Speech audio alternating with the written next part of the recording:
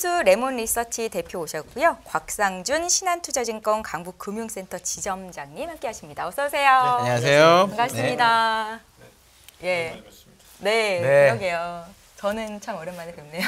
저는 근데 지점장님도 저 오랜만에 뵈신 게 막 지난주에는 저희 큰 행사가 있어서 거기에 가셨었고 막 해가지고 되게 저도 오랜만에 뵙습니다. 어마어마하시더라고요. 왜냐면 메인 스피커시고 저희는 이제 진행자니까 그런 차이가 있습니다. 그렇죠. 네. 이제 메인으로 그럼 들어오신 겁니까? 이 자리가 메인이에요 원래가. 여기는 보조. 김민수 대표님이 부러워요. 예? 예, 김민수 대표님처럼 되는 게 제 꿈입니다. 머리요? 제가 잠깐 생각을 해봤는데 머리는 이렇게 되면 안 되죠. 머리 스트레치. 김민수 대표님이 가상인간이 아닌가라는 생각을 아주 잠깐 했었어요. 저녁에 틀면 나오고 아침에 틀면 나오고 이 상황에서 매매도 하시고 영화도 보시고 드라마도 보시고 게임도 하시고 사람이 아니다. 분신술을 쓰나요 제가? 네. 제 목표입니다. 아니 분신술은 아니고 분신. 아유. 네. 그렇지는 않고요. 그냥 자기 쪼개 살아야죠. 어쩔 수 없지 않습니까? 한 번 사는 인생 열심히 살아야죠. 또 한 분 계시잖아요. 열심히 사시는 분. 요새도 사이클 열심히 타시나요? 날씨가 너무 추워서. 요즘에는 못 하고 있어서 배가 좀 많이 나왔습니다. 덕분에. 네. 네. 이렇게 웃으면서 좀 시작을 하기는 했는데 국내 증시가 아직도 여전히 좀 많이 어려워서 두 분의 의견을 꼭 들어보고 싶다 생각이 들었어요. 코스피가 5거래일 연속 하락입니다. 12월 1일 전에 12월 30일이었죠. 11월 30일에 2,500까지 저희가 봤었잖아요. 잠깐이었지만. 근데 뭐 100포인트 밑으로 떨어졌거든요. 어떻게 보세요? 네, 우리 지점장님의 먼저 들어볼까요? 듣고 싶습니다. 네. 눈치 보기 장세가 계속되고 있는 것 같습니다. 다음 주에 FOMC 있으니까 그리고 이제 그 전에 블랙아웃 기간 들어가기 전에 그 경기 지표들이 너무 좋게 나왔으니까 거기에 또 위축이 상당히 된 것 같고요. 일단은 올리고 났더니 최종 금리가 무서워진 것 같아요. 시장이 특히 미국 시장 같은 경우는 올릴 때는 올려놨는데 이제 더 이상 끝이 왔어 하고 신나게 올려놨더니 올리고 나서 생각해보면 그럼 5%는 낮은 건가? 이런 생각을 하고 있는 것 같아요. 시장이 5%로 연중 내내 유지가 된다면 그걸 과연 견딜 수 있을까? 이런 고민을 조금 하는 것 같고요. 근데 이제 사전에 FOMC 하기 전에 사전에 조금 떨어지고 있으니까 FOMC 회의하고 나면 오히려 충격이 크진 않지 않을까 하는 기대는 하고 있고요. 일단 그 사이에 가장 큰 변수 중에 하나가 터진 거는 유가가 아주 급락을 했습니다. 지금 일주일 반 동안에 어마무시하게 떨어졌는데요. 여기서 추가로 한 발짝만 더 떨어지면 기대 인플레이션이 확연히 떨어질 것 같아요. 그러면 이제 내년도 연준의 금리 인상이 한계에 도달할 것이다라는 생각을 빨리 할 것 같고 시장이 2월 달이면 거의 마지막 아닐까 이런 생각을 하게 된다면 시장은 반등을 하는데 그럼에도 불구하고 금리가 너무 높으니까 계속 똑같은 얘기를 드리는데 가두리에 갇혔다. 위도 막혔고 밑으로도 막혔다. 이런 생각을 계속 가지고 있습니다. 대표님은 오늘 장이 뭐랄까 되게 막판에 그래도 오늘 동시 만기임에도 불구하고 마지막에 조금 오르고 그래도 좀 희망을 주면서 나는 약간 끝났다 그런 생각을 저는 했는데 모양새로는 그렇죠. 헛된 희망인가요? 아니면 그래도 진짜 희망인가요? 며칠 전부터 그 얘기는 좀 드렸습니다. 2370. 네, 여기가 중요하다. 그게 200주선인가 20주선인가 그럴 텐데. 제 영업 비밀에 담겨 있는 그 라인과 함께해서 여기는 한 번에 안 깨진다. 안쪽으로 말씀드렸는데 장중에서 살짝 들어올렸습니다. 오늘은 선물 옵션 동시 만기일이니까 무엇보다 오늘 이제 만기일에 나왔던 투자 주체별 동향과 그리고 이제 다음 월물을 어떻게 바라보느냐라는 쪽에서 아까 요것저것 살펴봤는데 일단은 다음 월물은 요때가 제일 힘들어요. 왜냐면 이게 1월물이다. 1월물과 그러니까 내년 3월물의 선물이 반영되다 보니까 이번 12월물과 내년 3월물은 중간에 배당이 있습니다. 배당이 있으면은 이게 베이시스가 계산이 잘 안 돼요. 배당 못 받나 그렇잖아요 선물이 그죠? 배당이 그렇죠. 배당락 때문에 이제 역베이시스가 나오긴 하는데 그렇다고 하더라도 이게 지금 수치로 보게 되면 과거보다 제 기억으로는 보통 백오데이션이 나오게 되면 한 2%포인트에서 3%포인트 사이 정도인데 그보다는 오늘 종가는 낮습니다. 역베이시스여도. 그러면 이거를 배당 끝나고 나면 이 상태로 그대로 배당이 끝나는데 그럼 현물은 밑으로 쭉 내리겠죠. 배당락 때문에. 현금 배당락도 다 감안을 하는 거니까. 그리고 선물이 있게 되면은 자연스럽게 이제 콘탱고가 가는데 그 규모가 예전보다는 좀 높습니다. 네. 그래서 이게 좋은 신호 아닐까라는 생각도 살짝 했었던 부분이고요. 그러면 이제 1월달 넘어서면서부터는 이제 약간 그걸 배당납을 감안한 지수대의 움직임이 나오다 보니까 이렇게 공격적으로 플레이 못할 거고, 그러면 지점장님 말씀하셨듯이 밑에 막혀 있을 수도 있습니다. 근데 그게 그냥 이제 파생만 가지고 보는 변화고, 근데 오늘 또 하나 변화는 약간 통정매매 비슷한, 이런 표현 쓰면 안 되죠. 네, 외국인과 기관이 네. 서로 주고받았습니다. 네, 근데 그 종목들 보다 보니까 잠깐 보니까 뭐 삼성 SDI는 종가상으로 막 하한가 나올 정도로 뭐 급하게 미는 것과 또 받아가는 것과 이렇게 여러 가지가 있는데, 결론은 외국인은 매도를 일관했다. 결국은 정리 쪽에 포인트를 맞췄고, 기관이 이것도 약간 억지로 받은 거 아닙니까? 이거 그냥 받고 싶어서 받은 것 같지는 않아요. 그냥 코스피 200 들어오는 종목, 나가는 종목, 거기서 이거 공매도 좀 정리해야 될 종목 막 이렇게 계산하다 보니까 나왔던 정도, 이 정도로 바라보고 있는데, 특이한 거는 그냥 외국인들은 팔았다. 오늘도 팔았다. 이게 중요한 것 같고요. 그러면 이제 내일부터는 그러니까 미국 시장도 되게 애매한 자리에서 끝났거든요, 어제. 네. 그러니까 여기서 살짝 좀 그래도 좀 한숨 돌려주고, 그러면 국내 증시도 일단 다시 반등 시도는 할 수 있는 자리 같은데, 반등의 강도나 패턴은 또 알지 않습니까? 외국인들에 따라 달린 거. 네. 오늘 왜냐면 외국인이 순매도가 4천 뭐 현물이 4천 몇백억이긴 한데 네. 더 큰 게 외국인 순매수 1위가 오늘 인버스 2배짜리였거든요. 그러니까 사실 그것도 그러니까 샀는데 그 산 게 뭐냐면 숏을 산 거예요. 그렇죠. 그러니까 사실 그것까지 더하면 순매도가 사실은 되게 컸다라고 저는 사실 느꼈거든요. 지금까지 순매도 규모가 계속 줄어오다가 네. 오늘 약간 물론 날이니 많지 그런 것도 있을 수 있지만, 그래서 저는 마지막에 그 희망이 왠지 약간 그냥 뭐랄까 좀 약간의 희망을 주는 거가 아닌가 싶어가지고 여쭤봤었거든요. 네. 우리 혹시 지점장님은 어떻게 보셨어요? 지금 왜냐면 제가 이거 왜 여쭤보냐면 저는 사실 주봉을 되게 열심히 보는 사람이고 네. 지금 20주봉인가에 지금 그냥 정확하게 딱 걸려 있거든요, 코스피가. 네. 그러니까 네. 왠지 되게 자리를 되게 궁금해하실 상황인 것 같아가지고. 지금 최소 횡보를 해준다면 좋은 거죠. 횡보만 네, 해준다면. 그래야 뭐 종목을 고르든 말든 하는데 이게 이래 버리면 또 슬퍼버리니까. 여기서 추가로 네. 내려가면 이제 다시 하락 추세선으로 다시 재돌입하는 거니까. 네. 근데 뭐 일단은 이렇게 보셔야 될 것 같습니다. 저 중국 시장에서 온 호재거리가 좀 반영이 됐었지 않습니까? 주초까지. 네. 그러니까 그 부분이 이제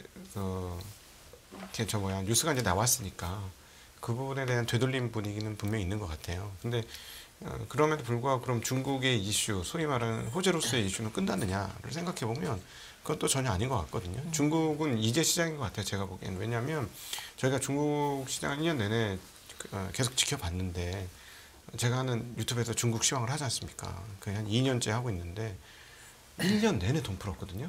1년 내내 주가가 빠졌어요. 그러면 뭐 제로 코로나 정책이니까 아무리 돈을 풀어봐야 뭐가 되겠습니까? 계속 안 좋았거든요. 결국 그러다가 두 가지 사건이 일어나죠. 일단 시위도 있었습니다만은 또 하나 더 중요한 포인트는 PPI가 마이너스로 전환됐습니다. 그리고 2달째 더 심화가 됐어요. 저는 이게 지금 다 인플레이션 난리 치고 있는데 중국은 이제 디플레예요. 네.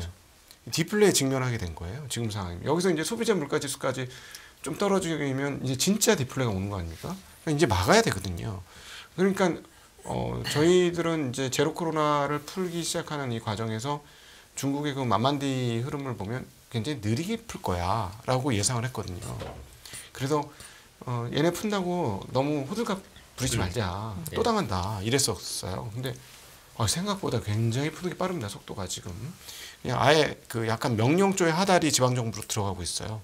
그래서 뭐 공공 장소에서의 PCR 검사 그 제시하는 거 그것도 다 안 하고 이렇게 되면은 생각보다 빠르게 풀면서 뭔가 조치들이 더 나올 가능성이 있고, 그러면 내년 상반기 중으로 중국은 어떤 식으로든지 경기를 돌리기 위해서 애를 쓰지 않겠느냐 이렇게 보여집니다. 만에 하나 인터넷 기업들에 대한 제한 조치들이 풀리게 되면 그건 하나의 시그널이 될 수 있겠다. 왜냐하면 상당히 강하게 막았잖아요. 특별히 뭐 게임 회사들 그 판호 발급하는 것도 정말 발급 안 해줬거든요. 그 큰 세계적으로 제일 큰 텐센트, 네지저 이런 회사들이 9월에서야 판호 발급 받았습니다. 근데 만약에 이런 회사들이 판호 발급을 더 많이 받게 되고 이렇게 된다면 이제는 2판 4판 가는 거죠. 이제는 더 이상 밀릴 수가 없어서 중국이 풀게 되면 왜 중국을 관심 있게 보냐면 한국은 지금 통화에서 위안화 연동성이 가장 높은 것 같아요. 여러 나라 통화들 중에서. 그러면 중국에 이런 흐름들이 온다면 위안화 가치 상승하고 그러면 원화도 같이 상승해 준다면 그거는 우리가 미국발 악재를 뚫을 수 있는 유일한 조건 중에 하나가 되지 않을까 하는 생각이 듭니다. 그게 지금 주가 상황에서도 반응할 것 같으세요? 아니면 말씀하신 대로 내년에 돼야 반응하신 느낌으로 보세요? 이번 주에 지난주와 이번 주에 샘플링이 한 번 된 거죠. 근데 사실은 중국은 우리가 그 상하이나 심천 지수를 보면 오름폭이 이렇게 커 보이지 않는데 MSCI 차이나나 홍콩을 보면 정말 무지막지하게 올랐거든요. 드래곤 지수 같은 것도 굉장히 많이 올랐죠. 엄청나게 올랐습니다. 그러면 예를 들어서 주식은 모든 걸 선행한다고 치면 이 얘기하신 부분들이 이미 선행적으로 반영이 된 거라 풀리고 나면 단기적으로는 반대로 움직일 수 있어서 우리한테 오히려 나쁜 영향을 주거나 할 수 있는 건 어떻게 생각하세요? 그것도 지금 단면적으로 지금 드러나고 있는 거죠. 한국 시장이 올라올 때 내용을 살펴보시면 중국 관련주들의 상승폭이 훨씬 큽니다. 꽤 많이 올랐어요 이번에. 근데 이제 어제 오늘 이제 조정이 시작이 되는 건데 이게 다 풀렸으니까 호재가 다 나왔으니까 그러니까 중국 시장도 소폭 조정을 했죠. 오늘은 근데 홍콩 택이 많이 올랐습니다. 홍콩의 항생 택이 많이 올랐어요. 택이 지금 바닥에서 엄청나게 올랐고 H지수도 엄청나게 올랐죠. 근데 얘네들이 이제 이것들을 많이 올랐으니까 얘도 조정을 받아야 될 것 같아요. 그런 측면에서 조정을 받는 과정들은 있을 수가 있는데 저희가 지켜본 바는 1년 내에 돈을 풀었어요. 생각보다 돈을 더 많이 풀었을 확률도 있다는 거예요. 그리고 지금의 PPI의 마이너스 수준을 보면 앞으로도 더 풀어야 된다는 얘기가 나와요. 자, 올해 내내 사회융자 총액 증가폭을 보면 역대급 사회융자 총액 증가입니다. 이런 뉴스들이 꽤 있었거든요. 실제로 돈을 많이 풀었고. 그러면 이제 요게 이제 본격적으로 내년도에는 본격화될 거고 실물 시장에서 그게 이제 언제까지 갈 거냐는 건데 그래서 지금 중국에 푼 돈의 양이 도대체 얼마일까는 우리가 봐야 될 것 같아요. 이게 정말로 과거 대비 굉장히 많은 양이라면 약간 소형 버블까지도 일으킬 수 있을 거거든요. 그러니까 어떤 느낌을 받냐면 중국 애들 보면서 2008년도에 너무 충격을 세게 맞은 거예요. 4조 위안 풀고 그러니까 한국 돈으로 800조 원 정도 되는 거죠. 그 많은 돈을 풀고 설비 과잉 때문에 너무 오랫동안 고생을 했고 그러니까 이제는 그렇게 안 당하려고 아주 조금씩 푸는 거예요. 근데 조금씩 푸니까 경기 회복이 전혀 안 돼. 거기다 제로 코로나 계속하니까 더한데 근데 이게 푼 돈 모아 목돈 되듯이 계속 풀었어요. 1년 내. 그럼 도대체 이 규모가 얼마일 거냐. 그래서 저는 내년도 상반기 1분기에 한국 시장 입장에서도 가장 큰 변수는 오히려 중국 시장이 되지 않을까. 미국은 금리에 대한 고민들을 계속하게 될 것 같습니다. 그러니까 최종 금리는 볼 것 같고 오히려 저는 터미널 레이트가 생각보다 빨리 올 것 같아요.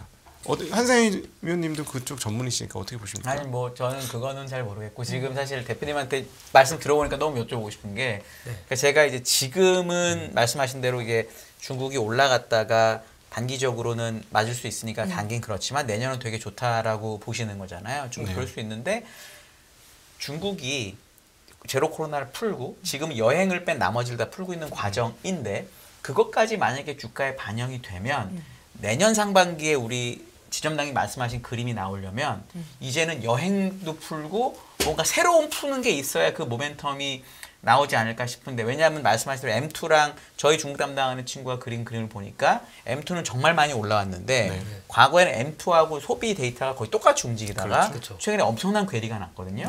이 괴리를 맞춰주려면 돈을 더 풀어서 되는 것도 있지만 이젠 진짜 니네 나가서라도 돈을 써라라는 정도의 내년 3월에 양회 때 제로 코로나가 있어야 지금 주장님 말씀하신 게 되는 거 아닐까라고 생각할 수도 있잖아요. 지금 채팅창을 보면 정말 많은 분들께서 지금 대화를 하고 계신데 블라블라님께서 올해는 중국인 산타가 오냐라고 또 물어보시더라고요. 그래서 저도 좀 궁금하네요.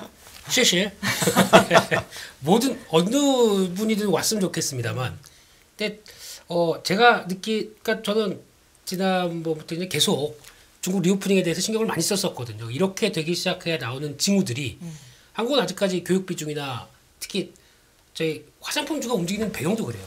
이게 예전보다 많이 중국에 차지하는 비중이 떨어졌다고 하더라도 어차피 지금 그런 거 있죠. 중국이 잘하는 게 쿠폰 주면서 막 뭔가 또 지방 정부들한테 뭐 약간 위협도 하면서 이걸 막 어느 쪽으로 끌어오겠느냐라고 하게 되면 당연히 성과가 나올 수 있다고 보는데 네. 중요한 거는 이게 파장이죠. 앞으로에 대한 파장들이 실질적으로 중국이 그러면은 이제 명분이 하나가 좀 필요한 것 같아요. 그러니까 명분이 뭐냐면 지금까지는 어차피 중국은 딱 공산당 그리고 또 시진핑 주석 안에 나오면서 이제 지금까지 코로나19에 대한 방역 정책이 그러면 지금 여기서 갑자기 이제 한번 풀었죠.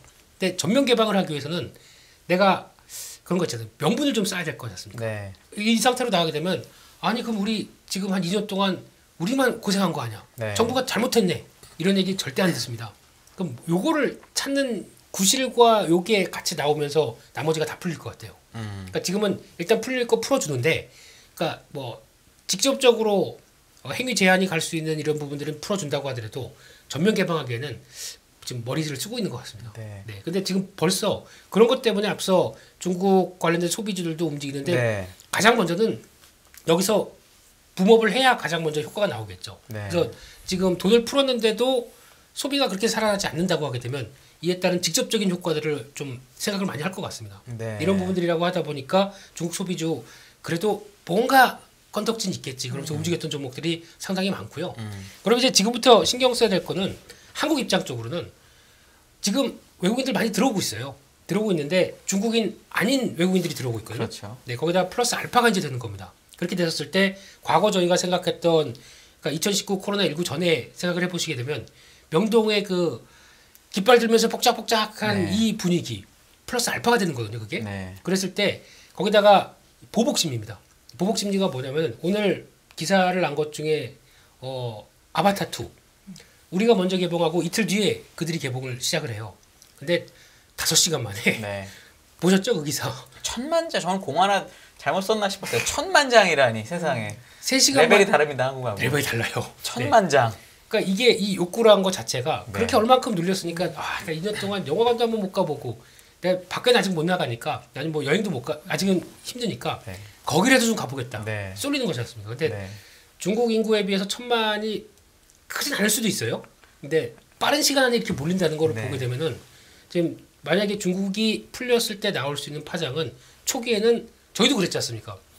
억누르다가 어디든가 가고 싶은데 못 가니까 백화점 와가지고 긁어요 다. 네. 쭉 명품 확 긁고 네. 그 다음에 이제 나가기 시작하다 보니까 본격적으로 이제 오늘 보니까 대만도 풀렸대요. 네. 대만도 이제 풀린다고 하게 되면 이제 막 나가겠죠. 네. 근데 이게 이제 쫙 하고 이어지는 현상들이 중국에서도 분명히 나올 것 같은데 근데 딱 하나 중국 소비와 관련된 쪽이나 국내 소비도 관련된 쪽 볼 때 저는 그 생각이 들어요.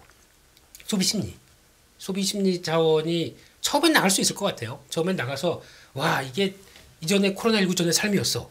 그 다음에 보다 보니까 아니 갔다 왔는데 비행기표부터 뭐 이렇게 많이 들어?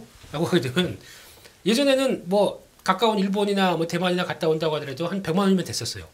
지금은 턱도 없습니다. 네. 이렇게 생각하게 되면 예전에 갔던 빈도가 줄어들게 되겠죠. 그러니까 초기에는 확 몰리는데 지속성에 대해서는 결국에는 우리나라는 부동산 쪽이고 이제 강남 4구도 떨어지는 속도가 네. 빠르더라고요. 부동산 네. 하락 속도가. 네. 그러면 이것도 이제 중국도 마찬가지일 거 아닙니까? 지금 부동산 관리가 아직까지는 완벽하다고 보기 힘든 상황 쪽에서 네. 이게 여파를 끼치게 되면 예전 초기 소비는 확 몰리는데 지속성이 될 것이냐에 대해서는 좀 체크해야 될 것 같습니다. 네. 네. 그럼 만약에 지점장님 네. 그런 식으로 중국이 내년에 어쨌든 좋아지신다고 한다고 하면 네. 만약에 고객분들한테 권하실 때 한국사라고 하실 것 같으세요? 중국사라고 하실 것 같으세요? 외국인들 최근에 이제 홍콩이 올라가는 거는 그 반등을 노리는 외국인들 투자가 중국에 들어가고 네. 있는 것 같고요. 네네. 뭐 오히려 이제 물린 분들은 잘 참아라. 홍콩 항생테크에서 물린 분들 너무 많잖아요. 그렇죠. 빅테크 기업들 다 물렸으니까. 네네네. 근데 아마 텐센트나 이런 주식들부터 빠르게 회복할 가능성 좀 있어 보고 이미 네. 좀 올라왔고요. 네네네네. 그다음에 이제 한국은 지렛대니까. 네. 한국을 지렛대로 이용하시면 되죠. 예를 들어서 중국이 많이 풀리게 되면 뭐가 좋을까 한번 생각해 보면 일단 뭐 화장품이라든가 뭐 네. 여행항공 뭐 이런 쪽이 먼저 좋아질 거고 여행항공 같은 경우는 중국이 굉장히 중요합니다. 왜냐하면 그렇죠. 인바운드 아웃바운드가 다 돼요. 네. 일본 같은 경우는 규모가 좀 작고요. 굉장히 그 비중은 높은 지역이긴 합니다만 중국 같은 경우는 쉽게 얘기하면 비행기가 아침부터 저녁까지 계속 떠요. 그렇죠. 예. 나가는 사람 들어오는 사람 꽉꽉 네. 차고 그렇기 때문에 이게 들어오면은 여행항공 분위기는 굉장히 좋아질 거긴 한데 그건 이제 1차원적인 거고 2차원적으로 보면 지금 한국이 최근에 제대로 못 팔았던 게 반도체가 있고요. 네. 그건 뭐 중국이 제대로 안 돌아가니까 그런 부분 분명히 있을 거고 또 네. 하나 안드로이드 휴대폰이 지금 3년 내내 하락이에요. 네. 두 자릿수로. 근데 내년까지도 두 자릿수 하락을 예상하거든요. 너무 지나친 하락 아닌가요?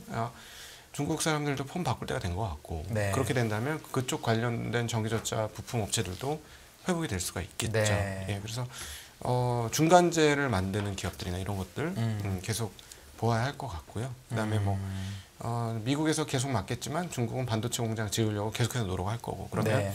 한국에서 조달할 수 있는 장비들도 조달하려고 할 거고. 네. 예, 그래서 어쨌든 저희가 보기에는 중국 시장이 활성화되면 한국 쪽에 수혜보는 기업들이 아직까지는 많으니까 시간이 네. 더 지나면 모르겠지만 네. 아직까지는 많으니까 그런 거에 수혜는 볼 수 있을 거고 그다음에 시장 전체적으로는 환율에 의한 긍정적인 반응을 한번 기대해 볼 만한 2023년 제일 기대해 본 대목 중에 하나입니다. 상반기에는. 네. 각도기님 환율 얘기하셨으니까 제가 오늘 장 보고 좀 궁금한 게 생겼는데 5일제 코스피 내렸잖아요. 근데 오늘 원달러 환율 보니까 원달러 환율도 내렸더라고요. 그럼 왜 그런 강세. 거예요? 어떻게 해석을 해야 되는 거예요? 네, 그러니까 일단 지금 제로 코로나가 풀리면서 위안화 강세가 굉장히 크게 나타나고 있어요. 7위안까지 7점인가까지 올라갔다는 게 7이 깨지고 6위안대로 내려가거든요. 근데 한국 원화가 위안화 연동성이 굉장히 높습니다. 그리고 또 하나는 이제 미국이 약세로 돌아선 거예요. 미국은 끝자리가 보이는 거죠. 금리 소위 말하는 터미널 레이트가 보이고 있는 거고.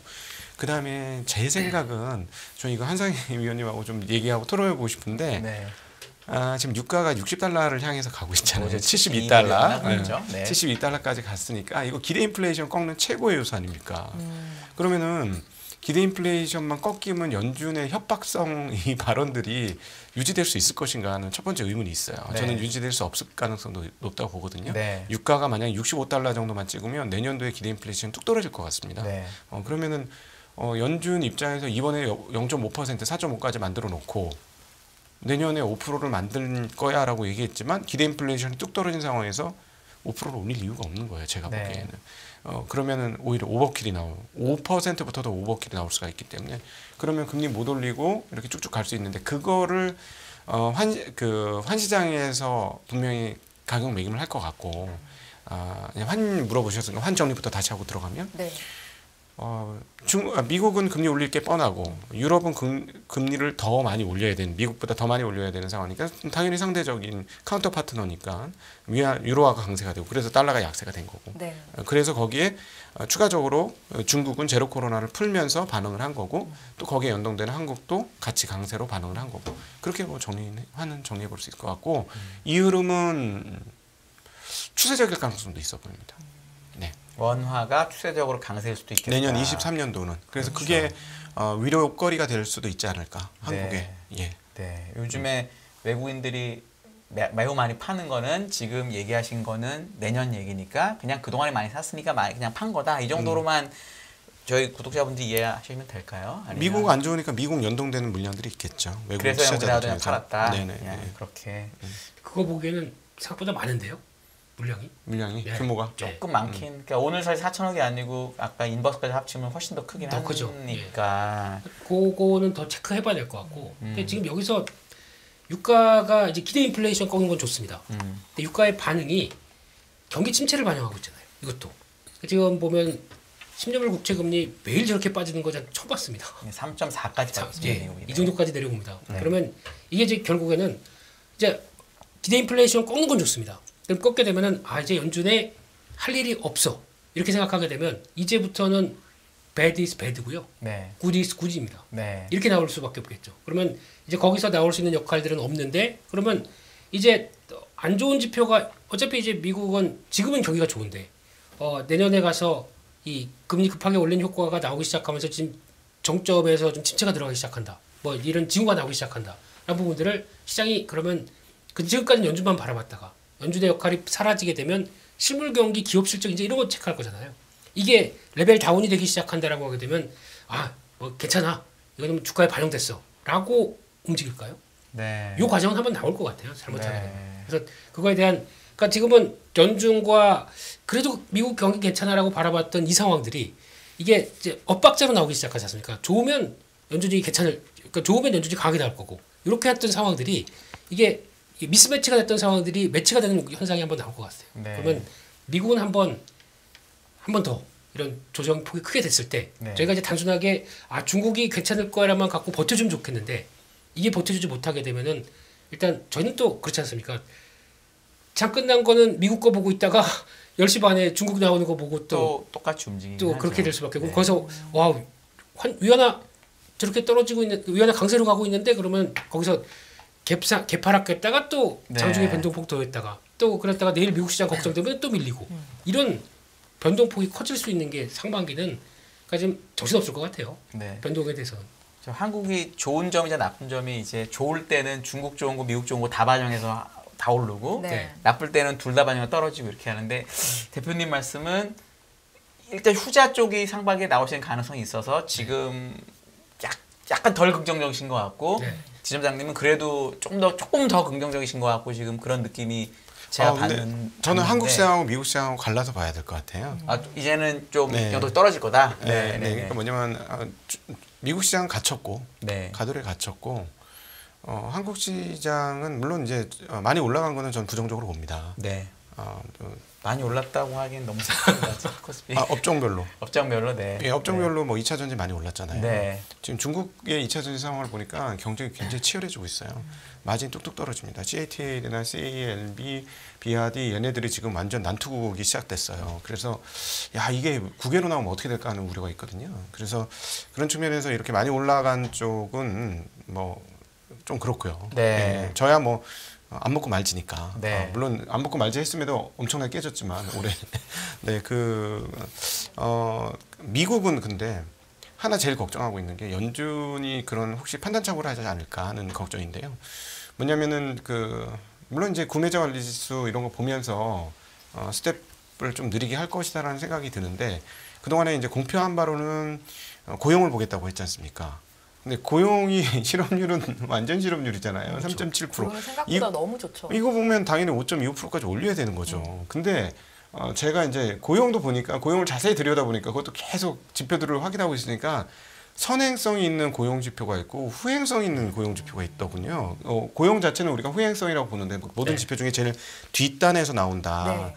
그래서 이제 제일 걱정하고 있는 건 연준이 뒷단에 나오는 지표를 가지고 금리 결정을 해버리면 사람 다 죽이는 꼴 나오는 거 아니냐라는 생각을 하는데 지금 앞단은 고용이 무너지기 시작했어요. 지난주에 있었던 크리스마스 챌린저에서 해고 예정된 해고 발표하지 않습니까? 400만인가 그래요. 폭등을 했어요. 엄청나게 많은 해고가 지금 진행이 되고 있는 겁니다. 미국 시장에서는. 근데 실업률은 3.7% 똑같아요. 그리고 주간 활동 주간 노동 시간도 0.1시간밖에 안 줄었고, 그러니까 그다음에 이제 임금도 조금 올랐어요. 그러니까 나쁜 게 아니야. 이게 막 섞여 있는데 또 하나의 선행적인 고용 지표라고 생각하는 신규 실업당 청구자 수, 그다음에 4주간 그걸 연속으로 이은 것, 그리고 장기 이동 평균 보면 우상향이 확연해요. 예, 실업상 청구자가 우상향으로 쭉쭉쭉쭉 올라가고 있거든요. 계속 늘어나고 있어요. 이건 무슨 말이냐면 분명히 고용은 나빠지는데 이 고용 데이터를 어떻게 읽어줄 것이냐 연준이 그게 이제 가장 물론 똑똑하신 분들이고 세상에 제일 똑똑한 사람은 월급도 많이 받겠지 그런 사람들을 모아놨으니 잘하겠죠. 잘하겠지만 고용의 질을 확인 안 하고 데이터로만 이 금리 조정을 해버리면 미국은 조금 충격을 많이 받을 수도 있을 것 같아요. 그거를 지금 채권 시장에서는 가격 매김을 하고 있는 것 같고요. 지금 분위기가 뭐냐면 남미에서부터 이민자들이 안 들어오고 그다음 65세 이상은 퇴직을 너무 많이 했고 고용이 부족하잖아요. 고용 부족한 건 맞잖아요. 근데 문제는 뭐냐면 인텔, 트위터, 메타 등등등등 소위 말하는 좋은 기업들은 지금 마구잡이로 자르고 있지 않습니까 사람을. 그러니까 좋은 직장은 다 떨궈져 나가고 있거든요. 고용이 막 확연히 떨어지고 있어요. 근데 이걸 과연 어떻게 읽어낼 것이냐 미국 연준에서. 그래서 야 지표 3.7%야 3.8% 이거 완전 고용이야. 지금 이러면 기대심리 너무너무 좋아지니까 이건 단칼에 더 죽이려면 기대 인플레이션 더 죽이려면 금리 확실하게 5% 이상 올려야 돼. 이래버리면 이제 미국 주식은 골 때리게 되는 거죠. 물론 한국 시장도 당연히 영향을 받을 것이고 거기에서부터 중국 시장이 좋다고 영향을 안 받는다 그건 아닐 거예요. 근데 이제 미국 시장은 웬간해서는 가두리에 갇힌 상태에서 좁은 폭으로 올해보다는 좁은 폭으로 움직이지 않을까 상반기 1분기는 그런 예상을 해보고 있는 거예요. 우리는 다를 수 있다는 말씀이신가요? 그렇게 좁혀진 공간에서만 미국 시장이 움직인다면 한국 시장은 공간이 좀 더 열려 있죠. 근데 이제 거기서 뭐 5% 이상으로 진짜 금리를 올려서 시장을 죽이는 상황들이 온다. 그럼 그건 피할 수 없을 거예요. 전 세계적으로 다 영향을 크게 받을 수밖에 없을 거고요. 네. 네. 지금 우리 네. 진영님 말씀이 되게 여기 대본에도 있는 외국계 훌륭한 아이비들의 의견하고 거의 같으신 것 같아요. 왜냐하면 요즘에 뭐 외국계 아이비들이 한국이 좋고 중국도 좋고 업사이드 막 2,800도 보고 막 이러고 있는데, 그러니까 그분들은 미국하고 중국, 한국에 약간 소위 말하는 괴리가 생길 수 있고 그게 이제 중국 덕분에 온다라는 그런 네. 의견인 거잖아요. 네. 근데 저는 주식을 쭉 보다 보면은 우리나라가 미국보다 정말 좋았던 시기는 아주 옛날을 빼고, 옛날에 이제 우리나라 시장이 없었으니까 네. 2004, 5, 6, 7년을 네, 제외하면은 한 번도 없었거든요. 네. 근데 그때는 중국이 지금 정도가 아니라 투자를 정말 공격적으로. 무지막지하게 하고 그리고 이제 그런 사이클이었는데 내년에도 그런 정도로 중국의 경기가 좋을 건지 아니면 얘기하신 대로 그냥 내수만 좋을 건지가 결론인 것 같아요. 그거에 대해서는 그러니까 이렇게 좋아지려면 필요한 그 가정 같은 게 있는데 그 가정이 나올 수 있는 가능성은 얼마나 될까? 그럼 어떤 종목 사야 되는지도 바로 답이 나와버리니까. 네. 그렇죠. 안 그래도 네. 지금 채팅창에 기린 그림님께서 모두 중국 소비에 대한 좋은 점만 이야기를 하셔서 혹시 대비할 건 뭔지도 알고 싶다라고 여쭤보시더라고요. 이제 대비는 딱 그거죠. 아까 말씀드렸듯이 소비다 보니까 심리에 좌우되거든요. 심리가 좌우되는데 중국이나 일본이나 한국이나 똑같습니다. 내 자산이 축소되는 거 못 참습니다. 그러면 얼어붙어요. 부동산으로 나올 수밖에 없는 상황들이고. 근데 그런 거는 그렇다고 쳐도 지금 말씀하셨던 이 아이비들의 의견을 보면서 느끼는 건 딱 하나입니다. 근데 왜 팔어?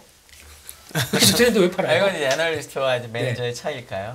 뭐 좋은 얘기 다 나오고 있는데 네. 그러면 오늘 같은 날 만기일 날 이렇게 유동성수 풍부한데 오늘 그냥 맛보기로 조금 팔다가 오늘 같은 날 확 돌아서 줘야죠. 한 5, 6천억 사줬어야죠. 그리고 2,370을 돌렸다. 그러면 인정하겠습니다. 근데 이런 분위기가 근데 그런 것 같아요. 이게 또 여기서도 예전에도 윈터 이즈 커밍 얘기 나오기 시작하면서 그거 가지고 설왕설래 막 하다가 본격적인 변화 나왔던 거는 상당히 뒤에 나왔어요. 효과가. 네.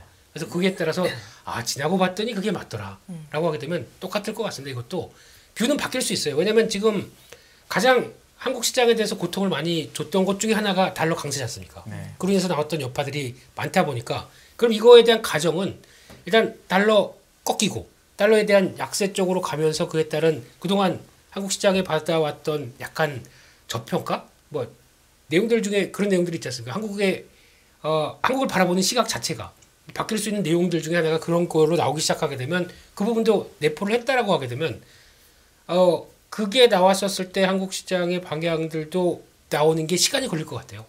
그런 거는 근데 이게 지금 당장 그 효과를 기대하면서 움직이는 자금들도 아직은 그러니까 반대로는 리포트를 다 영어로 돼 있으니까 질도 다 보겠죠. 네. 보는데 난 인정 못해. 네. 일단 줄이고 볼래라고 하는 그쪽은 어디를 보고 있을까요? 라고 하게 되면 마찬가지로 뭐 중국과 관련된 연관성을 본다고 하더라도 이제 그러니까 그거지 않습니까? 이제 유럽하고 중국은 바닥이에요. 네. 바닥에서 이제 올라옵니다. 네. 그걸 기대하는 쪽이고 물론 더 밀릴 유럽 같은 경우는 더 나락으로 갈 수도 있겠지만 그 바닥권에서 이제 변화를 보는 거고 미국은 위에서 꺾일지도 모르는 거고 네. 이 상황이 되다 보니까 앞서 지문장님 말씀하셨던 것처럼 미국의 동향을 우선시하면서 한국을 바라보는 사람들은 팔겠죠. 네. 근데 이제 중국도 살아나기 시작하면서 중국에서 유럽 쪽까지 이제 약간 연계가 시키면서 그와 함께 같이 돌아오기 시작하게 되면 중국의 변화를 보는 한국을 생각하는 쪽은 또 사겠죠. 네. 근데 이게 어느 힘이 클까요?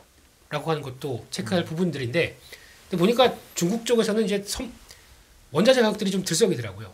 뭐 철강 가격 같은 경우는 벌써 선물 쭉 움직이더라고요. 그러면 이게 반영하는 게 경기에 관련된 변수들도 같이 움직이면서 단순하게 소비 쪽이 아니라 이쪽도 같이 움직이게 되면은 가장 좋죠.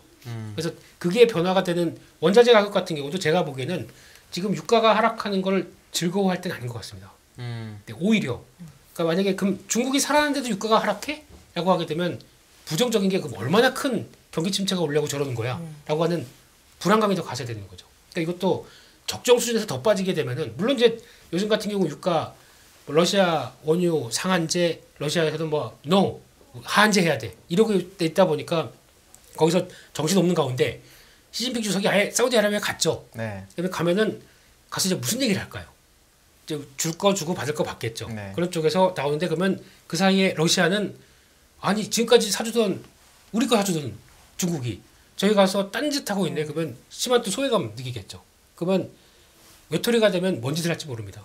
이런 거에 불안감도 이제 감안되기 시작하는 이제 원유의 동향들이 거기서 또 파생이 될 수가 있는 거거든요. 그러니까 이런 것까지 다 보게 되면은 일단은 좋게 보는 거 좋습니다. 그러면 사주고 얘기하든가 이런 쪽에서 저는 시간 좀 걸릴 것 같습니다. 일단은. 제 업종은 제가 지금 얘기하신 거랑 또 연결이 되는 건데 유가 많이 빠졌잖아요. 네. 우리나라는 원래는 이제 뭐 철강에서 철강이나 화학 주식이나 이런 게 원래 원자재 가격이 오를 때 주식이 좋고 내릴 때 빠지고 하는데 요번 사이클은 좀 안 그랬던 것 같아요. 워낙 수요가 안 좋다 보니까 원자재 가격은 연락이 오르는데 이제 최종 가격이 안 오르니까 주가가 이랬고 최근에 포스코 오른 건 사실은 좀 2차 전지가 묻은 거고 뭐 이런 거잖아요. 근데 만약에 우리 지점장님이나 말씀하신 것처럼 유가가 많이 빠지게 되면은 그동안 정말 특히 지점장님 좋아하시는 가치주라고 하는 종목들이 좀 빚을 발할 수 있는 시기가 되지 않을까. 예를 들어 철강이어도 중국 철강 가격이 오르는데 철강석이나 석탄 가격은 계속 안 좋을 거고 네. 그럼 스프레드가 벌어지고 그렇죠. 화학 기업들도 중국이 열리면 가격은 올라가지만 유가 빠졌으니까 당연히 뭐 이런 그림도 사실은 가능하거든요. 근데 그런 애들 밸류에이션은 정말 너무 많이 싸져 있고 네. 그런 개념으로는 혹시 접근하시면 어떨까요, 투자자분들이? 최근에 그 보유주인 기업들 중에 주가 잘 올라오는 기업들은 보면 현금 흐름이 되게 좋은 기업들이에요. 네. 예, 현금 창출 능력이 뛰어나고 물론 당연히 저평가고 매출과 이익이 줄지 않고 있는 기업들은 어떻게 알았는지 매수세가 붙으면서 올라오고 네. 심지어는 어떤 거는 52주 신고가도 네. 좀 만들어내고 그러거든요. 조용하게. 그러니까 당분간 그런 흐름들은 계속 진행이 될 것 같고요. 지금 성장주들에 대해서 투자를 하기가 좀 되게 애매해진 상황이니까 네. 계속 그런 식으로 시장이 그 가치를 발굴하는 과정들은 올해하고 내년 1분기는 분명히 그런 흐름들은 계속 될 것 같습니다. 예, 근데 그 말씀하신 대로 원자재 가격이 떨어지면 일단은 한국은 이제 무역 수지가 대폭 개선되겠죠. 네. 대폭 개선되면서 그게 이제 외국인 투자를 불러올 것인지 여부. 네. 그거 네. 이제 내년에 네. 초반기에 굉장히 이슈가 되겠죠. 아무래도 여건은 무역 수지가 좋아지고 이렇게 되면 개선되고 하면은 나쁠 건 없는 거죠. 네. 그리고 원자재 가격 하락될 때 사람들이 좀 까먹고 있는 업종이 사실 좀 건설이라고 보는데 왜냐하면 네. 원래 건설은 이 전체 원가에서 원자재 가격이 차지하는 비중이 되게 작아요. 오해를 하지만 철근하고 시멘트 비중이 되게 작습니다. 사실 뭐가 제일 크냐면 인건비랑 외주비가 제일 크거든요. 근데 이번에는 원자재 가격이 너무 많이 오르다 보니까 회사들 실적 발표를 들어보면 원자재 가격이 올라갔고 어닝이 깨졌다는 얘기를 되게 많이 했어요. 네. 그러면 네. 고정관념과 다르게 만약에 원자재 가격이 많이 빠지면은 철강화학뿐 아니라 건설도 혹시 수혜주가 왜냐면 건설 특히 좋아하셨으니까 이런 거에 대한 아이디어는 아니 왜냐면 워낙 그 큰 배를 좋아하시고 정말 현금으로는 좋은 회사를 좋아하시니까요. 그런 것 때문에도 제가 네. 아니 뭐 당연히 이제 원자재 가격이 떨어지면 싸다는 게 훨씬 더 부담은 되겠죠. 근데 이제 이익도 많이 날 수 있다고 이익 많이 그건 나겠죠. 예. 예, 몇몇 예. 업체들은 깜짝 놀랄 이익을 낼 거예요. 네, 그럼에도 네, 불구하고 건설에 대해서는 지금 부동산 경기 때문에 아 이거 다른 이슈 때문에 악영향을 네. 계속 받을 것 같습니다. 네. 네. 그러니까 정부에서 망하게는 안 하고 그래도 뭔가 계속 지금 그래도 좀 돌리려고는 하는 것 같은데 그거 갖고는 안 될까요? 근데 그 이제 투자 심리가 아직까지 계속 불안정한 거니까. 불안정하니까. 그러니까 수주지 않습니까 이것도. 네. 건설도 약간 수주 산업의 성격을 보게 되면 수산업이죠 사실은. 네. 조선주가 빠지는 거랑 똑같은 거죠 지금. 네. 못 가는 거랑. 그러니까 네. 이만큼 받았는데 올해 하반기에 수조 별로 없다. 네. 그러다 보니까 그럼 배가 불렀어도 네. 또 먹을 걸 찾아야 돼요. 네. 이게 무슨 주식? 이익이 돌아서는 걸로는 안 된다. 그렇게 지금 시장이 해석하지 않습니까? 그러니까 현재는 그렇죠 주가는. 네. 그러니까 이게 똑같이 그러면은 원자재 가격들이 하락한다. 조선 쪽에서도 기대가 되는 게 있겠죠. 반대로는. 네. 근데 이런 쪽 다 생각하게 되면 한국처럼 이제 중간재 만드는 나라들은 되게 좋아요 이런 게. 네. 근데 이게 주가에 반영될 수 있겠느냐. 그러니까 심리 자체가 이게 해서 한번 돌아가는 게 확인이 되는 게 좀 타이밍이 늦다고 하더라도 그러니까 지금 선제적으로 나 저점이니까 사야 돼. 라는 것과 확인하고 사는 것도 차이도 되게 큰 것 같아요 지금. 그 연말이라서 네. 이제 뭐 우리 지점장님이 항상 얘기하신 채권 투자하신 분은 지금 아마 떼돈을 버셨을 겁니다. 진짜. 저는 그건 확실하고 워낙 금리 많이 떨어져서. 근데 채권은 이제 그렇다 치고 이거는 질문하시면 또 보나마나 아니라고 하실 것 같긴 하지만 배당 어떻게 할까요? 배당 회사들 이제 진짜 며칠 안 남았는데 조금 들고 있으면 배당 수익률 많이 받을 수 있는 회사들이 좀 있는데 개인적으로 배당락 많이 안 될 회사는 좀 사고 싶어요. 안 되는 회사. 왜냐면 보통 배당락 때문에 4월 정도에 본전 오거든요. 그러면 4개월을 기다려야 되니까 그게 1개월짜리가 아닌데 지금 주가가 많이 떨어져서 배당락 좀 덜 할 기업들이 분명히 있을 것 같거든요. 그런 기업들은 뭐 잠시 담궜다가 나오는 거는 배당 중에서 분기 안 주고 연간으로 주는 애들은 정말 엄청난 거거든요. 그러니까 이번에 한 번에 다 주니까. 예, 주가 많이 떨어졌고, 그러니까 주가 많이 떨어져서 배당락이 작은 회사들. 워낙 기대가 없으니까 지금 그런 것들은 한번 해볼만 하죠. 며칠 안 남았죠. 지금. 왜냐면은 뭐 넉 달 걸릴게 한 2달 안에만 원금을 회복해주면 뭐 나쁘지 않을 것 같거든요. 해볼만 할 거야. 안 그래도 그 생각을 좀 했습니다. 왜냐하면 12월에 보통 많이 물어보시고 그래도 되게 고민을 많이 하시더라고요. 그래가지고 여쭤봤어요. 혹시 대표님은 스타일은 아니신 것 같긴 하지만 그래도 혹시 의견이 있으시면 배당주에 대한 투자의 의견? 저 다 아시면서 그래도 한번 답해 주십시오. 그게 아마 이번에 베이시스에서 담겼다라고 생각이 듭니다. 그러다 보니까 관심이 없어요. 일단 이쪽에. 며칠 전에 남의 신역 거기서 뭐 10%짜리 해갖고 뭐 미안하다 잘못 열었다 그거 말씀하신 거죠? 10%짜리 1,000억만 모집하려고 그러니까 100억인가 모집하려고 10억이었어요. 10억이었나요? 네. 근데 1,000억이 올렸다고 하더라고요. 못 막은 거군요. 거기서 막아야 되는 원래는 순간에. 대면으로 하려고 그랬는데 직원의 실수로 비대면으로 모집이 됐었대요. 아 그래. 그것까지도 그래. 물밀듯이 들어가더라고요. 거기 자금들이. 흡수하면서 계좌를 해지해 달라고 했다고 하더라고요. 할 수도 없고 내 의지에 따라서 계좌가 개설됐으면 또 철회할 수도 없는 거잖아요. 그거는 부탁을 할 수밖에 없는 거고. 그렇죠. 그러니까 사람들 관심이 어디 있느냐가 여기서도 많이 나오는 것 같습니다. 그러니까 그런 측면으로 봤을 때는 소외된 거니까 꽁도 먹고 알도 먹고 생각을 하지만 저는 회복력이 중요한 것 같아요. 고배당주의 회복력. 근데 항상 고배당주 회복은 빨라야 한 5, 6월 달 가더라고요. 그러니까 배당 다 받고 더 오래 걸린다. 네, 그런 또 4월에 배당이 들어오니까 보통은. 그렇죠. 보통은. 그랬던 적이 많았고 거기다가 또 중요한 거는 내년 초에 대한 회복력을 그대로 빠르게 보여줄 수 있을 것이냐. 그러면 내년 초 그러면 아무 일 없다는 듯이 또 주가가 꾸준히 올라와서 지금 나오는 매크로 이슈나 이런 전반적인 걸 다 그냥 안고 그냥 쭉 하고 올라와주면 참 좋겠죠. 근데 그러지 않을 수도 있기 때문에 너무 배당 그러니까 지금 약간 위험 자산에 노출도라고도 생각이 들거든요. 그걸 했었을 때 다른 하루지만 거기서 나오는 타격을 4개월 동안 결국에는 회복하는 과정에서 배당받는 것과 회복하는 과정 이거에 비교를 해야 될 거 아닙니까? 그러면 적어도 내가 받는 것은 4개월 사이에 6% 받는다고 하면 6% 이상 빠지면 안 되거든요. 적어도 본전 이상은 가야 배당을 받는 수익률이죠. 근데 그게 한국 시장에서 어렵더라고요. 차지현님께서 제리 대표님은 배당주 투자 안 하신다고 대변을 하셨네요. 감사합니다, 차지현님.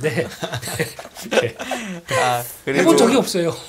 채권 투자 얘기를 하셨으니까 정리를 좀 해야 될 건데 국채 투자의 최고 시즌은 지난 것 같고요. 많이 빠졌습니다, 금리가. 너무 많이 올랐어요. 그래서 이제 얘네는 너무 지났고, 그럼 미국은 더 그렇고. 미국은 오히려 국채는 저는 너무 지나치게 과열된 것 같아요. 단기적으로 장기 국채가. 근데 이제 한국은 공사채가 좋은 시즌이고 우량 기업의 채권은 지금 최고 좋은 시즌이고 아직도 금리가 살짝 떨어졌던데 그런 것들도 제가 보니까 이제 용자는 일반 기업의 채권을 사셔야죠. 일반 기업. 이제 용자들은 일반 기업의 채권을 사셔야 됩니다. 그것도 장기로 가능하면. 예를 들면 일반 기업이면 신용 등급도 사실은 못 믿겠다면 어떤 업종의 어느 등급 정도를 혹시 그러면 개인적으로 지금 뭐 A1 소위 말하는 A1 있지 않습니까? 제일 AAA 그러니까 트리플 A, 트리플 A가 몇 개가 회사가 우리나라 없죠. 많이 채권 발행 안 하죠. 그러니까 카드채나 이런 것들이 되겠죠. 금융기관 채권이 낫다. 그거 뭐 종합과세 되시는 분들은 막 1.5%짜리 이런 쿠폰 달려 있는 것들 있지 않습니까? 그런 거 되게 좋거든요. 금융소득 종합과세에서 상당히 피해 있으니까. 그거 근데 내년에 금투세 되면 그것도 세금 문단위가 있던데. 그렇죠. 근데 맞습니다. 맞는데 금투세는 안 될 것 같습니다. 계속 얘기 돌아오는 거 맞아요. 2주 남았는데 아까 내일 6월달 시행이니까 그때까지만 유예해도 돼요. 사실 6월 시행인가요? 예, 6월 시행이 6월이니까요. 내년 1월부터가 아니고요. 네. 아. 그래서 그 시간도 좀 있는데 아마 근데 근데 있는 건 아니군요. 예, 근데 아마 통과될 것 같은 분위기고요. 그런가요? 예, 그래서 너무 다행이네요. 그래서 채권 투자는 지금은 제가 보기에는 이제 국채, 공사채에서 일반 회사채로 거기다 쿠폰 낮은 거 이제 세금 왜냐면 매매 차익에 대한 세금은 없으니까 현재로서는 네. 그런 정도는 지금 뭐 구하기 어렵지 않으니까 그런 정도를 해보시면 어떨까 싶고 진짜 용자는 건설회사들 중에 금리 높게 나오는 큰 회사들 두 자릿수도 있긴 있어요. 그런데 뭐 두 자릿수 아니더라도 근데 또 좋은 회사는 많이 발행을 안 하더라고요. 네. 근데 그런 회사들도 채권 투자할 수 있는 좋은 시장 아닌가 싶습니다. 네. 네. 진짜 용자네요. 근데 왜냐하면 이제 또 이번에 또 어제 핫하게 달고 위믹스가 상장 폐지가 돼서 오늘 위메이드가 거의 뭐 한가 가고 했는데 지금 뭐 이거를 제가 권하는 건 절대 아닙니다만 네. 주가만 말씀해 위메이드 주가가 위믹스 때문에 올랐던 거는 지금 다 뺐더라고요. 그렇죠. 2만 얼마면 네. 그러면 이제 해석을 그냥 해보면 위믹스는 이미 없어진 거니까 위메이드라는 회사가 다시 옛날로 돌아갔으니 위믹스라는 걸 옵션으로 생각하고 이제 다시 우리가 봐야 되는 건가요? 라는 질문을 하실 수 있을 것 같아가지고 지금 3만 원이고 지금 2만 9천 얼마가 2만 얼마 그러니까 뭐 그게 오르기 전에도 그 정도 가격이었어요. 그렇죠. 예, 20만 원 가기 맞습니다. 전에 딱 그 가격이었습니다. 그거를 이제 옵션으로 이렇게 어떻게 보세요? 그거에 대한 그러니까 용자, 더 용자, 이거 지금은 더 용자, 훨씬 용자, 슈퍼 용자, 네, 슈퍼 용자. 네. 절대 권하진 않지만, 네. 네, 그 라인은 그게 맞아요. 시작했던 라인이고 네, 그때 또 네. 원래 13,000원대에서 올라온 게 29,000원까지 올라온 게 근데 중국에서 그 미르 그 게임으로 오른 거고 맞습니다. 사실, 그 소송했던 거 한 5년 동안 끌어왔던 걸 이겼습니다. 거기서 한 방 올라오고 그 다음에 그 기세를 몰아서 이 P2E가 들어오기 시작하다 보니까 들어온 거거든요.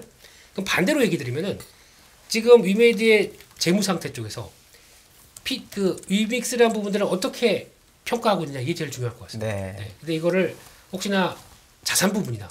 근데 지금 제가 알기로는 부채 항목으로 들어가 있거든요. 부채 앞으로 줄 돈이라고 생각한다는 거죠. 네. 이게 지금 거래가 안 돼. 그러니까 이게 위메이드 입장 쪽에서는 이거 무조건 거래시키든가 살려놔야 돼요. 그렇죠. 그래야 부채 개념들이 완전히 그럼 내가 다 갚아야 될 돈 이렇게 생각하면 완전히 큰 타격이거든요. 그래서 아마 자꾸 4대 거래소 아니라 뭐 5대 거래소 어디 조그만 데라도 계속 집어넣으려고 하고 있고 게다가 뭐 해외 거래소 받아줄지 안 받을지 모르겠습니다만 하려고 하는 이유가 이제 그 중에 하나거든요. 그렇게 되기 시작하게 되면은 그러면 다 떠나서 그냥 이거 P2E가 다 됐고 미르4란 게임이 미르4 글로벌 이번에 나왔던 게임이 그러면 이걸로 자생적으로 충분히 성과를 내서 실적을 돌릴 수 있는 게임이냐? 네, 답을 못하나요? 답을 못한다. 네. 그러면 그만큼의 동시 접속자 수를 유지를 하면서 그 정도 매출을 나올 수 있는 게임으로 반열이 들 것이냐? 여기서 답을 못 내립니다. 그렇게 되면 본질적인 상황 쪽에서 물론 이 게임이 재밌어서 와 게임이 재밌다 보니까 돈도 버네 하는 게 이 상황이었는데 이게 많이 본질이 좀 이상해졌어요. 그러니까 돈을 벌기 위해서 게임하는 걸로 나오기 시작하다 보니까 그게 동남아 쪽에서 뭐 그게 하루 일당 번다 이런 쪽으로 나갔었거든요. 그러면 이제 변질된 거죠. 그 변질된 게 지금 와서는 이제 그러면 다 좋다. 게임의 재미란 쪽에서 봤을 때 미르4에 대한 IP의 가치부터 이걸 생각하게 되면 지금 아직도 적자거든요. 그러니까 딱 가보게 되면 영업이익 안쪽에서도 이게 지금 이 위믹스와 관련된 부분들이 영향을 못 끼치는 부분에서도 크게 성과를 못 내고 있어요. 그러면 거기서도 답이 나와야 되지 않나 싶습니다. 옛날에 훨씬 쌌었습니다. 그렇죠. 훨씬 쌌었던 종목이에요. 2만 원 안 한 적도 있었어요. 그렇죠. 네네. 뭐 10,000원 이하였던 적도 있었던 회사니까요. 본질로 봐야죠. 이제는 위믹스는 다 치우고. 이 과정을 보니까 별로 좋지는 않더라고요. 과정이 좋지는 않습니다. 이 진행 과정들이. 그러다 보니까 그러니까 시장에서는 이제 발이 빠지기 시작해요. 그러니까 큰 고래들은 오늘 게임주 쪽에서 넷마블 같은 거 막 움직이거든요. 그렇게 야 진짜 무거운 종목이에요. 넷마블 게임주라고 보기도 힘들 웅진코에 갖고 있으면서. 넷마블은 약간 게임계 KCC 같죠. 코웨이도 있고, 정확하시네요. 뭐 하이브도 있고, 방준혁 의장이 워낙 그런 거 도사셔가지고. 그런데 이런 게 9%가 올라가요. 그러면 이쪽을 좀 줄였던 거를 물론 위메이드의 비중이 얼마나 되는지 모르겠지만 이쪽으로 이제 관심을 갖기 시작하고 NC소프트가 그러고 보니까 NC소프트가 싸 보이네. 이런 게 나오는 현상이 나오다 보니까 이게 빠져나와서 자금들이 또 조금씩 연결되는 현상이 나오고 있는 게 현실이 아닌가 싶습니다. 그리고 이제 그 코인과 관련해서는 저는 계속 좀 부정적이에요. 왜냐하면 이제 금리가 너무 높아서 코인은 굉장히 열의 자산이 될 수밖에 없는 상황이고, 그다음에 거래소가 휘청거렸던 이 일들은 코인 거래 자체가 굉장히 좀 뭐랄까 신뢰성이 확연하게 떨어진 거거든요. 네. 그래서 오히려 저 관심 있는 게 이제 금값이 어떻게 되는지 관심 많습니다. 네, 금이 사실은 디지털 금인 비트코인한테 자리를 완전히 뺏겼거든 지난 2년간. 근데 이제는 미국 통화 가치가 딱 고점에서 밀려나면서부터 움직였던 자산은 지금 금입니다. 1600 중반대까지 떨어졌다가 지금 1800까지 올라와 있거든요. 3년 쉬었어요. 3년 쉬었고 그다음에 통화량 많이 늘었고 금리 고점 찍고 내려오기 시작할 것 같고, 그렇다면 금에 대한 평가는 좀 달라질 수 있지 않을까. 게다가 비트코인도 지금 헤매고 있는 상황이고, 그러면 놓쳤던 자리를 한번 찾아갈 가능성은 좀 있어 보인다. 그래서 내년도에 이제 저는 개인적으로 뭐 그 이자 돈이 안 나오는 자산에 대해서는 별로 추천을 안 해요. 추천 안 하지만 상대적으로 조금 자산 배분할 때 일부를 이번에는 감당할 수 있는 역할을 있지 않을까 하는 생각 좀 금이 가지고 있습니다. 비트코인보다 훨씬 낫다고 보시는 거죠? 올해 내년은 그럴 것 같습니다. 네. 각종이 점장님은 코인 한 번도 매매 안 해보셨죠? 아니요, 저 수익 나고 팔은 적도 있어요. 오, 네. 어떤 코인이었는지가 궁금한데요. 뻔합니다. 상위 두 개 비트코인 아니면 겁니다. 이더리움 하셨을 것 같아요. 워낙 그러신 아니 거죠. 도찌요. 도치도 메인에 가깝죠. 그건 네, 일론 네. 머스크가 그 트위터 밀어주니까. 인수하기 전에 그 이슈가 있는데 어떻게 움직이는지 궁금해서. 공부용으로요? 네, 그래서 뭐 너무 조금 사면 많이 오르잖아요. 네. 조금 사면 많이 이렇게 사면 엄청 떨어지고. 뭐 이렇게 많이 더 오르는구나. 며칠 만에 뭐 100몇십 %가 오르더라고요. 황당하다 이런 것도 있구나. 그래서 이 사람들이 미치는구나. 그렇죠. 네, 알았죠. 맞아요. 네. 그리고 많이 사면 물리겠죠. 그렇죠. 보통. 많이 사면 물립니다. 하잘 것 없는 것들을 사면 가격이 올라가는 거고요. 항상 그렇지 않습니까? 네. 슬프네요. 지금 금 가격대는 살만한가요, 그럼? 도치코인이요? 아니요, 금이요, 금. 네, 금 2,000달러까지 갖다 밀린 거잖아요. 지금 3년간 밀렸는데 제가 보니까 통화 가치 떨어지는 것들을 감안해 보면 좀 반영이 덜 된 것 같기는 합니다. 네. 금은 만약에 그럼 투자를 하신다면은 어떤 방법으로 투자하는 걸 제일 많이 권하세요? 뭐 그 자식들한테 상속 줄 거 아니라면 굳이 현물 가질 필요는 없잖아요. 그렇죠. 그냥 거래소에서 거래할 수 있는 그냥 금. 거래소가 제일 낫다 보죠. 네. ETF 상품이 있죠. ETF도 있고 금 그 거래소가 한국 거래소에 있어요. 금 나라에서 만든 네. 거래소가 있는데 그게 이제 제일 낫긴 하죠. 네. 그렇게 하셔도 뭐 문제는 없을 것 같습니다. 네. 네. 근데 저는 너가 하겠냐 이러면은 나는 재미없어서 안 할 것 같은데. 근데 이제 뭐 전체 토탈 자산 중에서 뭐 한 5% 내외 물량 정도는 뭐 할 수는 있을 것 같습니다. 네. 김 대표님은요? 금 투자에 대해서 어떻게 생각하세요? 차라리 도지코인을 네, 적절한 가격에 예전에 2000년도 때 그 뭐 영업한다고 하면서 몇 번 그 금고 KRX 금 거래 지수 막 나오기 시작하면서 그때 한번 해본 적이 있는데 속 터집니다. 네. 그랬던 기억이 나가지고 그냥 이런 사이클이구나. 뭐 달러 약세 때, 뭐 아니면 또 원자재 가격들 움직일 때 이런 때에 대한 그냥 공부하는 겸으로만 봤었는데 금방 정리하고 또 매매했더니 다 날아갔. 네, 슬픈 때였습니다 그때는 한때. 예. 그래서 교훈, 그러니까 시드머니는 차라리 안전한 데 넣어서 그렇게 가는 게 맞겠다는 생각이 드는데, 네, 그 하다 보니까 이제 또 자산 배분이라든가 그런 쪽에서는 필요하구나 하는 생각이 드는데 답답하죠. 네. 어쨌든 23년은 자산 배분의 해가 될 가능성이 매우 높아요. 22년 자산 배분에 다 죽어놨잖아요. 그렇죠. 박살 났으니까 오히려 그 반대 상황들이 올 가능성이 있고, 채권 시장도 좋고, 뭐 주식 시장은 많이 빠졌고, 한국 시장 기준으로. 그러니까 뭐 자산 배분을 해도 나쁘지 않은 해가 될 가능성이 높다. 22년과는 반대되는. 그렇다고 뭐 21년도의 그런 화려한 장세는 그건 아닐 것이고. 네. 그렇습니다. 그리고 앞서 그래서 오히려 자산 배분해야 된다. 네, 그리고 뭐 위안화 중국의 2002년부터 2007년도의 강세 말씀하셨지만 그거는 앞으로 다시는 오지 않을 그런 거라고 저는 생각합니다. 그 정도까지는 아닙니다. 그러면 진짜 마지막으로 금하고 달러가 있잖아요. 안전자산 하면 딱 우리가 느껴지는 게 이제는 금하고 달러인데 이제 옌 이런 건 아니잖아요.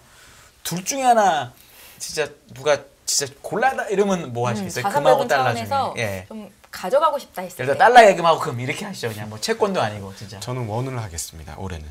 내년에는 원을 하겠습니다. 네. 원화 가치가 올라갈 저도 거다. 비슷한데요. 그래서 현금으로 갖고 있겠습니다. 그러니까 달러 현금 아니고 우리나라 원 현금으로. 네. 왜냐면 주식 사야죠. 네, 주식 사야죠. 달러로는 미국 주식 할 수 있는 그럼에도 불구하고 원이 미국 주식은 환율 때문에 힘들 것 같고요. 힘들 것 같다. 네. 달러 강세의 정점은 한번 나온 것 같아서. 네. 그래서 차라리 그래서 미국 주식을 갖고 있는 거 외로는 더 못 늘리겠어요. 지금 최근에도. 그러니까 이거 찾다 보니까 이거 눈에 들어오네 하는 회사들도 있는데 액션을 못 취하겠습니다. 그냥 내일을 보죠. 뭐. 현금으로 내일을 보겠습니다. 원화가 금하고 달러보다 더 낫다라는 얘기를 해주셨네요. 네. 예, 시간이 벌써 이렇게 많이 지났습니다. 더 깊은 이야기도 듣고 또 내일장 어떨지, 다음 달이 어떨지도 듣고 싶었는데 다음 주 시간에 두 분 모시고 또 이야기 듣는 시간 갖겠습니다. 여기서 마무리 지어볼까요? 네. 지금까지 김민수 레몬리서치 대표, 곽상준 신한투자증권 강북금융센터 지점장님과 함께했습니다. 고맙습니다. 감사합니다.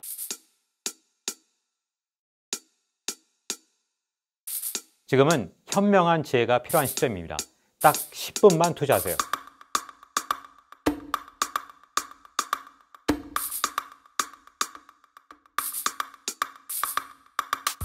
제 영혼을 갈아 넣었습니다. 다음이 뭔지 궁금하지 않으세요? 이제는 더 이상 늦출 수가 없습니다.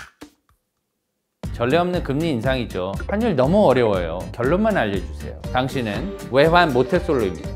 환율, 그동안 너무 어려우셨죠? 이제는 쉽다 말할 수 있을 거예요. 오늘부터 환율과 썸 타시겠습니까?